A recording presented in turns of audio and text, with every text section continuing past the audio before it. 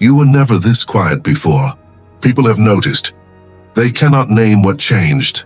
They just know that something is different. The room you walk into no longer relaxes the way it used to. People shift. They recalibrate. They reach for the familiar version of you and find something else standing there instead. Something still, something watching. Something that no longer adjusts itself to make them comfortable. This is not a mood. This is not a phase. This is what happens when the most agreeable person in the room finally stops agreeing with their own disappearance. And once this begins, it does not reverse. For most of your life, you operated from a specific psychological premise. The premise was this: your acceptability was conditional. Not something stated openly, not something anyone ever said directly, but communicated consistently. Through the specific texture of what happened when you were too much, too direct, too honest, too unwilling to smooth the edges of a truth that made someone uncomfortable. The nervous system recorded those moments precisely. It built a map. The map said, here is what is safe to be. Here is what generates warmth. Here is the configuration of self that produces belonging. And you followed it. Not weakly, not without intelligence, strategically. With the specific efficiency of someone who understood early that the cost of being fully themselves was higher than they were willing to pay.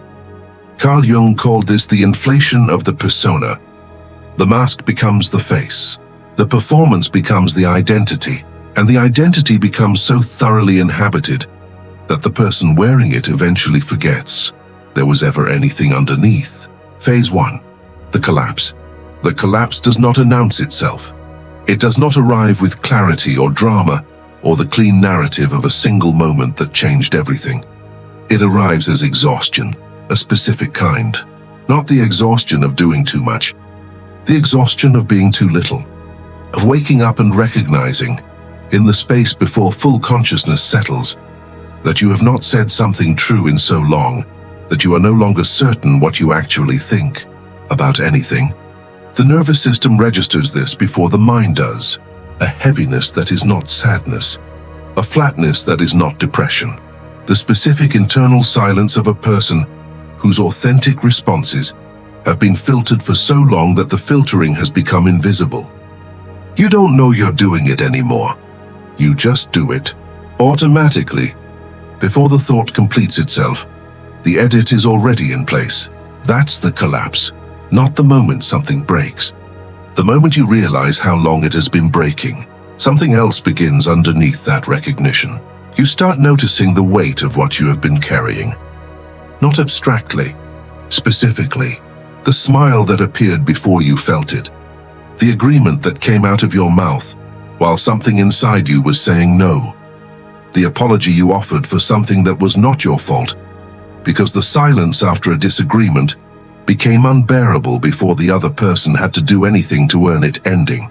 The nervous system had been recording all of it, and it begins presenting the record, not to punish you, to inform you.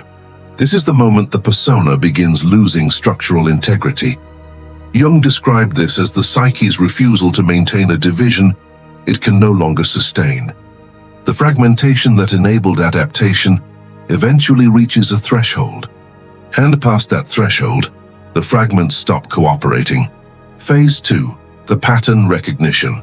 The first thing that sharpens is not your response. It is your observation. Suddenly you begin seeing things you were previously too invested in not seeing to see. You notice who your accommodation served. You notice who expanded into the space your silence created.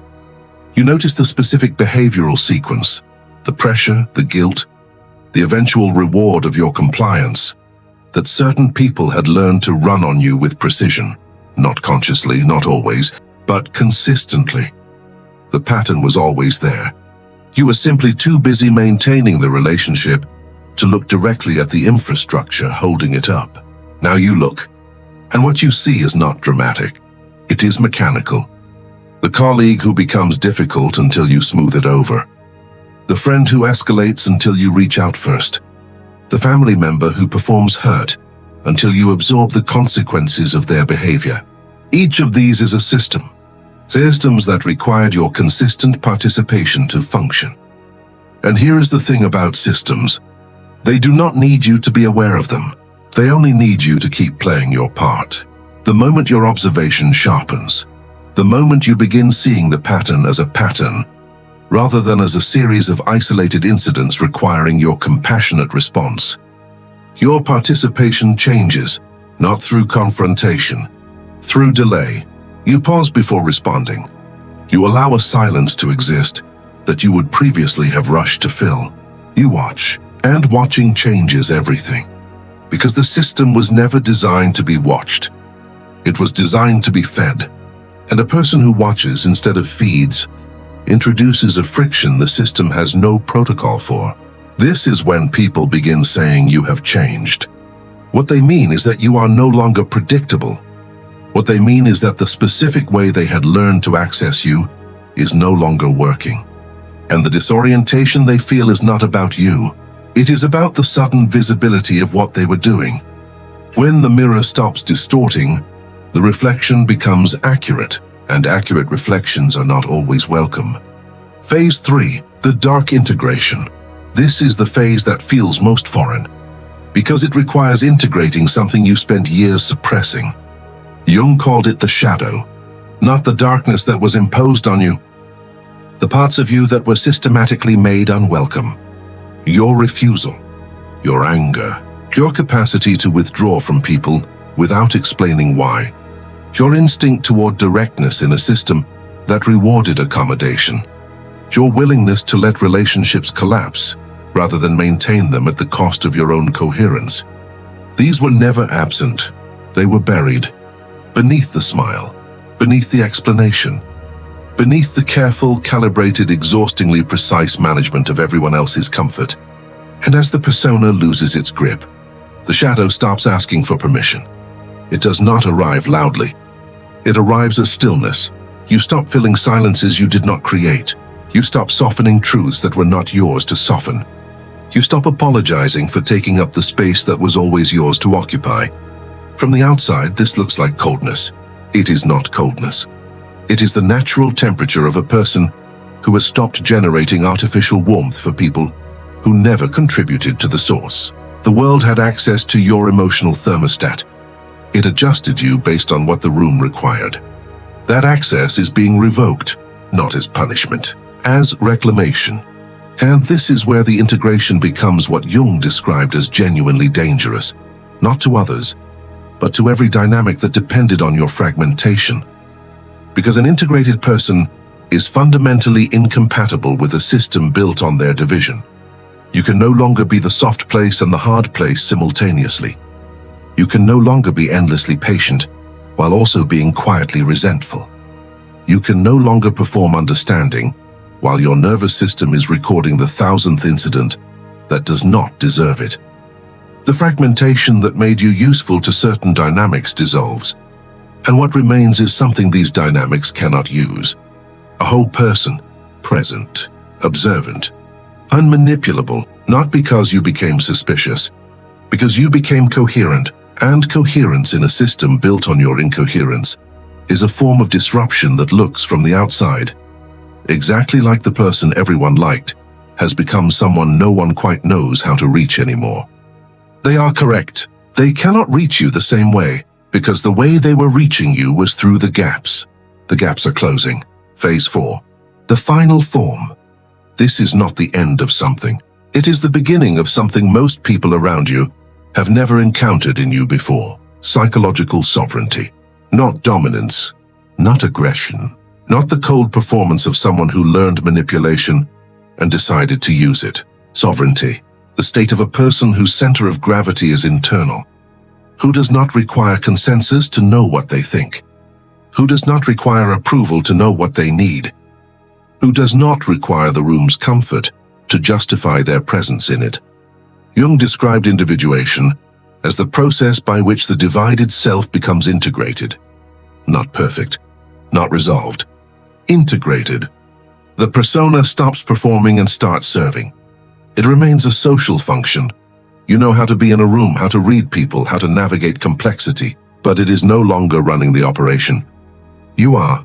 The shadow stops being suppressed and starts being expressed, not destructively, precisely. The anger that was always there becomes discernment. The refusal that was always there becomes a boundary. The withdrawal that was always there becomes a choice.